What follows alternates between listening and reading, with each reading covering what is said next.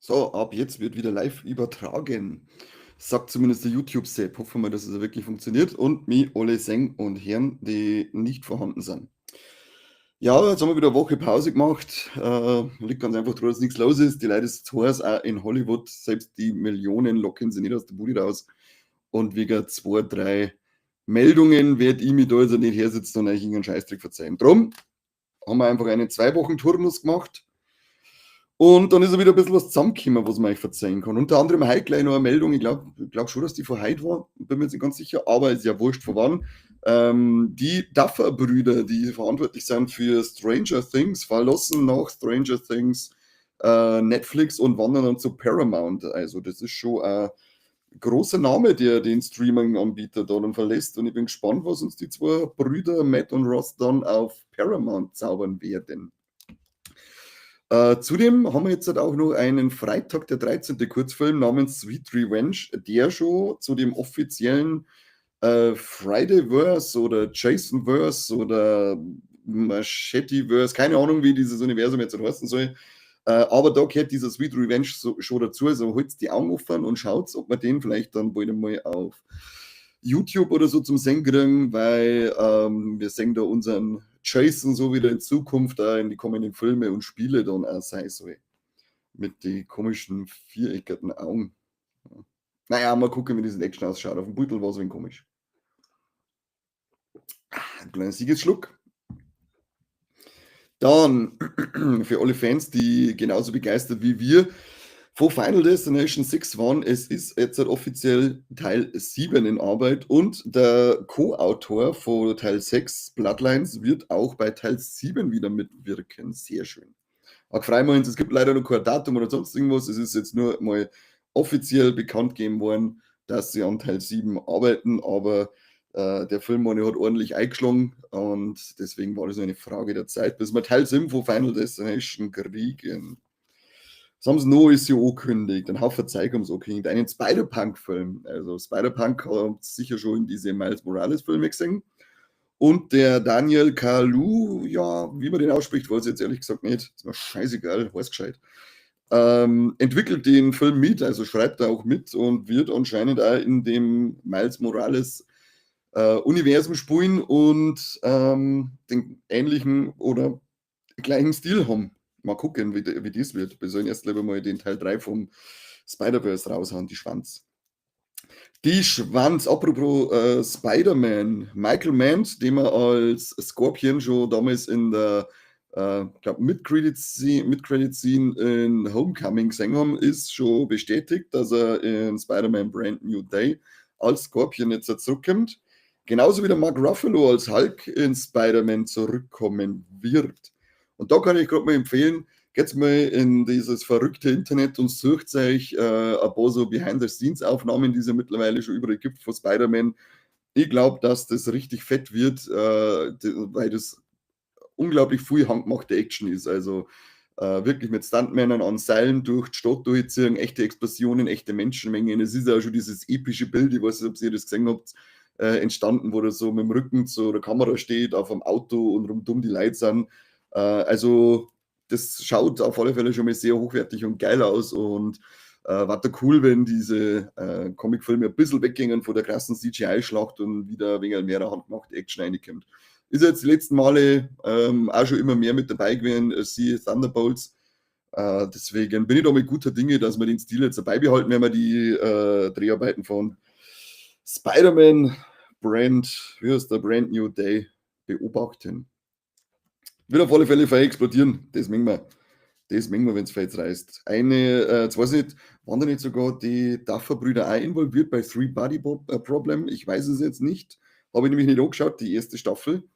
Aber es ist jetzt offiziell eine zweite Staffel bestätigt bei Netflix. Also sprich, die ist jetzt auch schon in Produktion gegangen, ich bestätigt. Weil bestätigen dann so oft gern die Leute, aber das, was dann auch wirklich kriegen, damit ist es oft ein bisschen schwierig. Bisschen schwierig. Wie schauen wir eigentlich das Wetter aus, Leute? Bei uns wird es jetzt trüb. Kann sein, dass sie dann endlich über Nacht nicht mehr so viel schwitzen muss, wenn es endlich ein wenig abkühlt. Übrigens bin ich wieder allein. Der Einzige, der wirklich eine Ausrede hat, eine wirkliche Ausrede, ist der Seppi. Der ist nämlich in der Gamescom und Natürlich kann ich jetzt hier auch schon die ganzen Neuigkeiten von der Gamescom einballern, aber mache ich jetzt noch nicht, sondern die heben wir uns auf für den Talkthrough, wenn der Seppi dabei ist, der wirklich da war und dort war und da aus erster Hand berichten kann. Franzi ist da, schön. Servus Franzi. Heute gerade kommst, wo keiner das Sau nicht zuschauen mag. Aber schön, dass du wenigstens da bist, Franzi. Bin ich nicht so einsam. Da bin ich nicht so einsam wie der bescheuerte Steven Glatzberg. Was ist noch ist natürlich dann gleich eine News für die, Franzi, als alte Horror-Tante. Hostel-Serie ist jetzt auch offiziell in Arbeit. Eli Roth schreibt, führt Regie und produziert an dem ganzen Ding. Und es ist der Paul Giamatti im Gespräch für eine Hauptrolle. Der hätte damals anscheinend schon beim ersten Hostel mitmachen sollen. Da gibt es ein Interview, wo er erzählt, dass er da, wo der Eli Roth Hostel-Draht hat, zeitgleich hat er die Illusionist-Draht. Und sie haben sich dann mal getroffen und haben schon darüber geredet, dass er einen Gastauftritt kriegt und irgendjemand meucheln darf, aber leider ist das nicht zustande gekommen. Er bezeichnet sich selber als großen Fan des Hostel-Franchise, wo es natürlich klar ist, dass sie immer alle Riesenfans sind, wenn es auf einmal für so etwas gecastet werden. Aber ich glaube ihm jetzt einfach mal, Paul Giamatti schaut vertrauenswürdig aus und er war schon der Rhino, auch wenn es ein hässlicher Roboter-Rhino war, aber macht ihn noch vertrauenswürdiger, der Riesung. Täte ich sagen. Was ist noch rausgekommen, beziehungsweise bestätigt worden? Das ist eines von meinen Highlights. Da teile ich auch gleich mal schnell meinen Bildschirm und sage ich dazu das Poster, damit ihr dann genauso heiß wie ich seid. Uno momento, por favor. Da haben wir es. Es ist jetzt nämlich offiziell in Produktion die zweite Staffel zu Blue Eye Samurai. Es gibt leider noch nicht noch kein Datum oder sonst irgendwas dazu, aber wenigstens wissen wir endlich, dass es weitergehen wird. Wann kommt endlich eine Serie von Salo, fragt Franz. Keine Ahnung. Ich warte genauso drauf wie du. Wir alle warten auf eine Serie von Salo. Und wenn wir schon bei Animes sind, ist dann, das ist zumindest jetzt mal eine News, die ich schon mal vorwegnehme von der Gamescom, denn es ist zu dem, wie nennt man es? Souls-like, Sekiro Shadows Die Twice, glaube ich, heißt es, ein Anime angekündigt worden, der dann offiziell noch dieses Jahr auf Crunchyroll erscheinen wird, nämlich Sekiro No Defeat. Da bin ich ja schon gespannt drauf. Wahrscheinlich werden sie Crunchyroll mal gefreut, dass sie nichts mit Netflix teilen müssen, das offiziell erscheint, weil die letzten Serien sind ja immer auf Netflix und auf Crunchyroll gekommen. Und Crunchyroll, glaube ich, hat ein ziemliches Problem, was Abonnenten angeht. Drum, vergunni einer, Crunchyroll ist eigentlich Crunchyroll ist eine coole Plattform. War mir lieber, wenn die bleiben dort und die Animes vielleicht von Netflix wegwandern, nicht zu Crunchyroll. Genau. Das war Anime-Thema, passt zum Obacht. Was haben wir noch? Ja, ich habe das letzte Mal schon gesagt, dass ja offiziell The Batman Teil 2 jetzt fertig geschrieben ist und jetzt haben wir auch schon den offiziellen Drehstart, nämlich nächstes Jahr im Frühling wird laut Warner Brothers wirklich 100%ig 1000 Indianer Ehrenwort mit die Dreharbeiten begonnen werden. Da freuen wir uns, oder? Wenn endlich was vorangeht mit The Batman. Ein paar Beutel habe ich noch da, die ich echt sagen möchte. Ich glaube, wir sind heute richtig schnell fertig. Das ist eigentlich voll geil, vor allem wenn keiner im Chat reinschreibt, dann habe ich sowieso mal Ruhe und kann einfach richtig durchhorzen. Es wird ja einen neuen Street Fighter-Film geben. Street Fighter. Und wir haben jetzt das erste Bild vom Cody Rhodes, den Wrestler, der an geil spielt. Sagen wir eher nicht das offizielle Beutel, aber offizielles Teaserbild und sie ziehen seine geile Scheiß aus Frisur anscheinend durch. Bin ich mal gespannt, wie das ausschauen wird dann am Ende.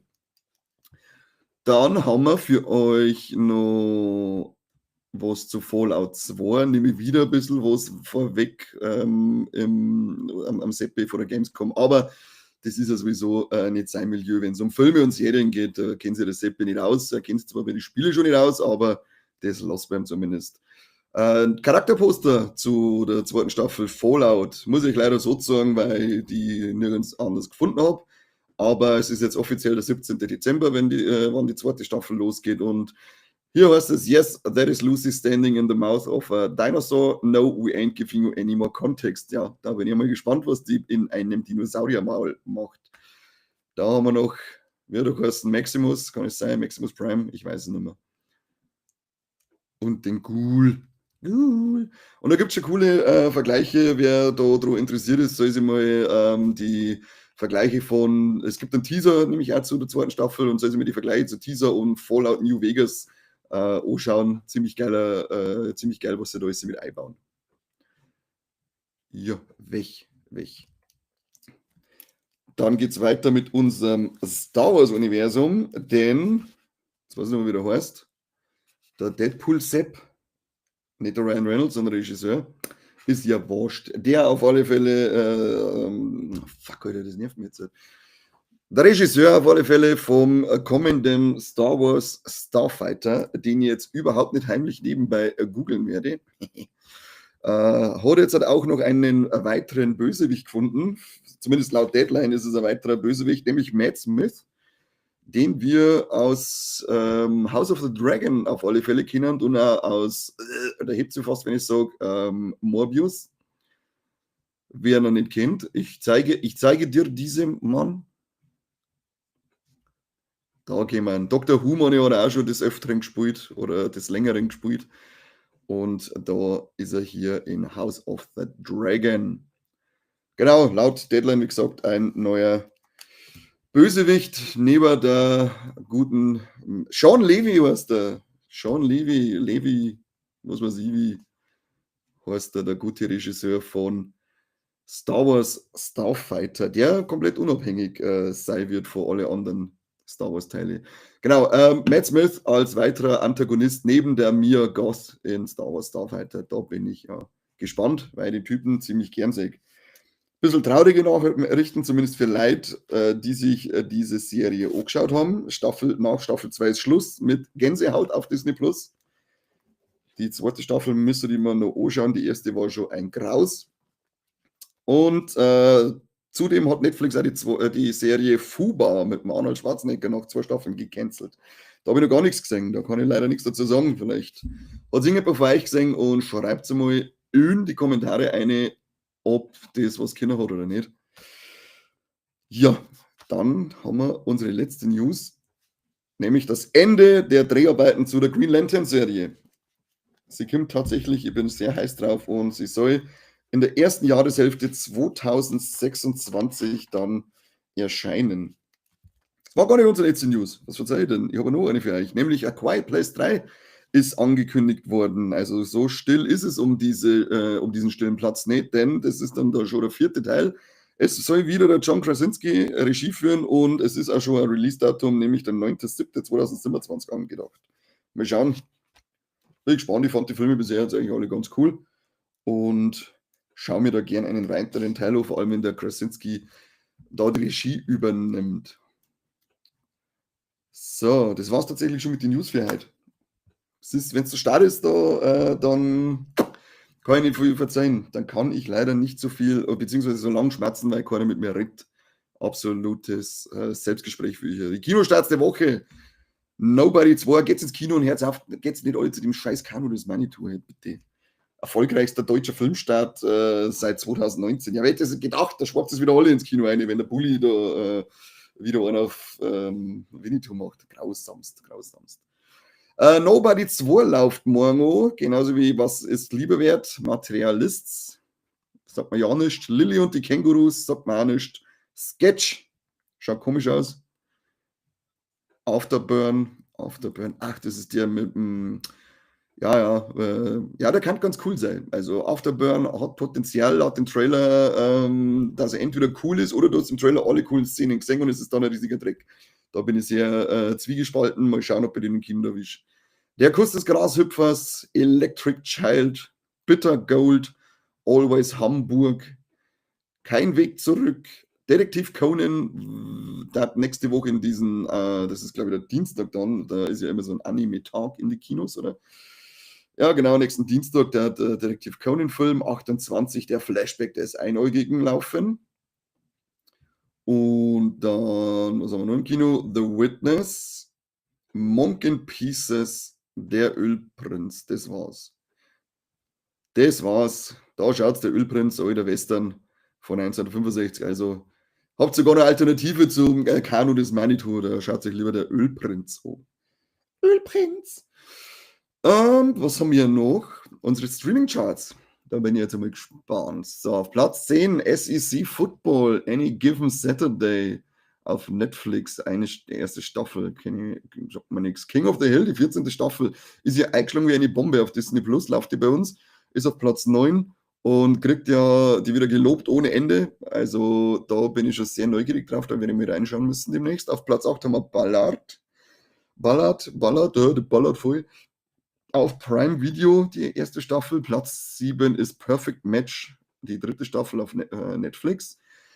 Dann Platz 6, The Summer I Turned Pretty, die dritte Staffel auf Prime Video. Dann haben wir Liane, sag ich jetzt einfach mal, auf Netflix die erste Staffel auf dem 5. Platz.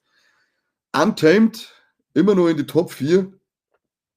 Die erste Staffel auf Netflix habe ich mittlerweile ja angeschaut. Warum das so eingeschlagen ist, kann ich mir jetzt ehrlich gesagt nicht erklären, weil sie war gut, kann man nichts sagen. Aber dass er so einschlägt, keine Ahnung, warum es so ist, aber gut, sei ja nicht vergund. Platz 3 ist die erste Staffel von Wednesday, da haben wir einen Haufen Rewatcher wahrscheinlich. Platz auf Netflix, dann Platz 2, The Hunting Wives, die erste Staffel auf Netflix und dann wieder allen Erwartens ist auf Platz 1 Wednesday Staffel 2 auf Netflix. Ja, das war irgendwie zu erwarten, dass Wednesday da ganz vorne mitspielt. So, was machen wir jetzt da heute? Bubens und Mädels. Und alles dazwischen. Große Spannbreite haben wir da. Mit dem Unboxen, ihr unboxt euch trotzdem. Haben wir schon lange nicht mehr geunboxt, schaut's her. Und ich habe eine extra Kamera, die jetzt scharf machen kann. Das ist ja so gut, deswegen muss ich unbedingt, schaut's hin. Oh, geil. Deswegen muss ich unbedingt jetzt regelmäßig unboxen. Auch wenn irgendjemand wird schon nachschauen, es wird schon ein Nachschau-Squad oder selbst geben, wie soll ich reinschreiben, die Teufeln. Und dann sagt was ich für tolle Karten gezogen habe. Oh mein Gott, er ist jetzt Millionär. Er ist jetzt endlich Millionär. Let's have a look. Wir haben einmal ein Roselia mit Stachelstich. Ähnlich ist es bei mir. Ich muss meine Hackfresse aus dem Bettel nehmen, weil sonst visiere die ganze Zeit meine Scheißfresse an. Wie schön das ist, wenn das scharf ist und ihr das lesen könnt. Unfassbar. Dann haben wir ein Team Rockets weibliches Nidoran mit einem Überraschungsangriff. Boom. Ich möchte jetzt die ganze Zeit nur in die Kamera einhalten, weil es so schön ist, wenn die scharf steht. Team Rockets Vati mit Donnerschock. Zauberhaftigst. Dann Team Rockets Traumato mit einem hypnotischen Strahl in your face. Das ist ungefähr so, wie wenn es meine Stimmherz, die ist auch sehr hypnotisch. Ich habe gehört, dass das eine zauberhafte Engelstimme ist. Team Rockets Atlas, irgendein Trainer Sepp. Brunnenmaske Ogerpon, Wasserkagura und Blasengulli. Blasengulli, ja. So. Scheimin macht einen Blumenschleier und einen Schmetterkick. Team Rockets Smogmog und jetzt geht's los hier ordentlich am Glitzern und Schillern, gemeinsam explodieren. Was macht meine Kamera? Wandert schon wieder irgendwie umeinander. Vielleicht sollte es doch noch besser einstellen. Kangama mit sanftem Hieb auf dem Popo und einem Irrschlag. Das ist dann der nicht so sanfte Hieb auf dem Po und meistens eine gewollt. Kamera, hör auf, dass du umeinander fährst. Schau, wie es glitzert. Glitzer, glitzer, glitzer. Und Cynthias Rosa Rade mit Ruhmes Beifall. Ich möchte übrigens eigentlich jetzt mal haben, wenn ich da sitze. Ja, jetzt Kamera, heute Start. Ich bring die um. Ruhmes Beifall, möchte ich jetzt mal haben, wenn ich da sitze. Und Blattschritt. Ich hab ein Blatt im Schritt. Und es glitzert, glitzert. Ja, ja. Und dann haben wir noch Basisenergie, Wasser. Super Sache, Leute. Super Sache, sage ich da. Und natürlich sind wir noch nicht fertig mit eins mal Unboxen. Ich habe noch ein One Piece Set für euch. Das machen wir auch noch auf einen One Piece Booster. Ist jetzt übrigens anscheinend McDonald's zu Happy Meal One Piece Karten verteilen.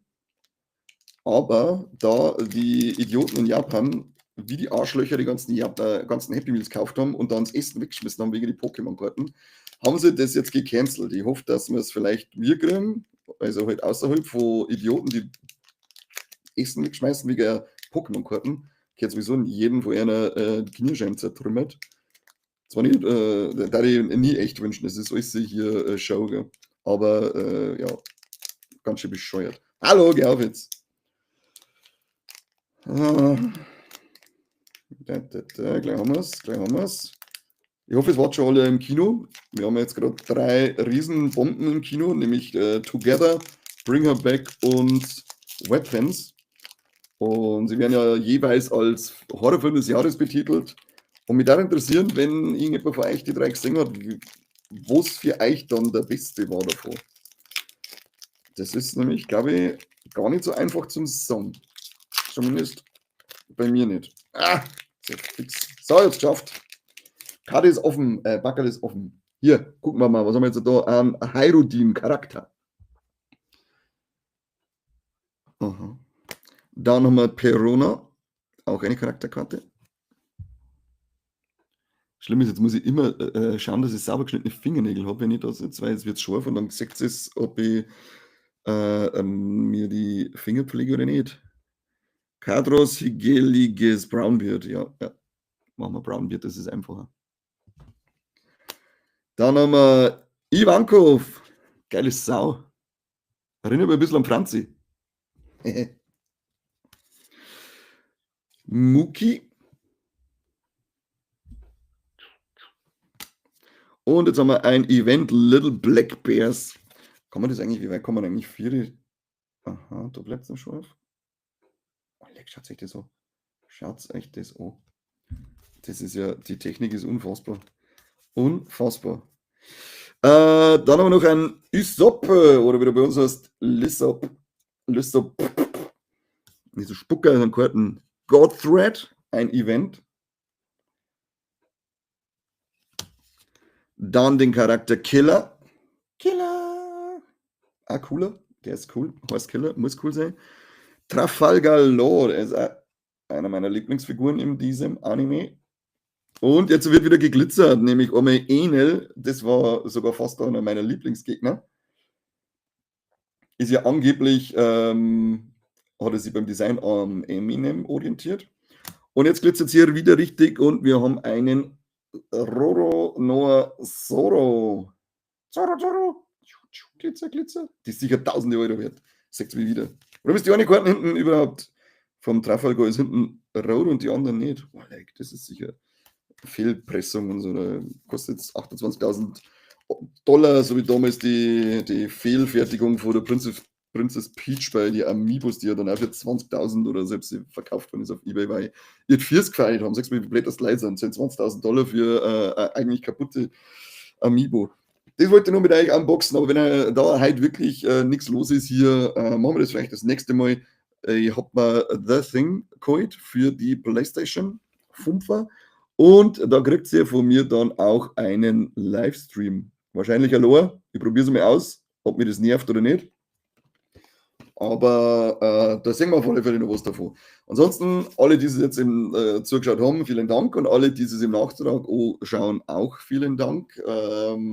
Was ist die Woche rausgekommen? Lebendig gefressen. Mike und ich haben einen der Classics, wie es der Mike liebevoll genannt hat, besprochen. War lange auf dem Index und verboten und beschlagnahmt und verbrennen wollten sie noch und was weiß ich alles. Ist jetzt halt frei erhältlich und sollte man sich mal anschauen, wenn man Fan des guten Geschmacks ist. Ansonsten hören wir uns nächste Woche wieder zum Kassettenschmerz. Hoffentlich ist genug los. Und eventuell auch schon zum Talkthrough. Seppi soll halt eigentlich von der Gamescom genug zum Schmerzen mitgebracht haben. Und jetzt wollte ich noch irgendwas sagen, aber ist wurscht. Ist wurscht. Macht es gut, auf Wiederschauen und bis zum nächsten Mal. Potaten muss ich noch, genau. Ich habe fast nicht gepotatet, aber ich potate euch natürlich.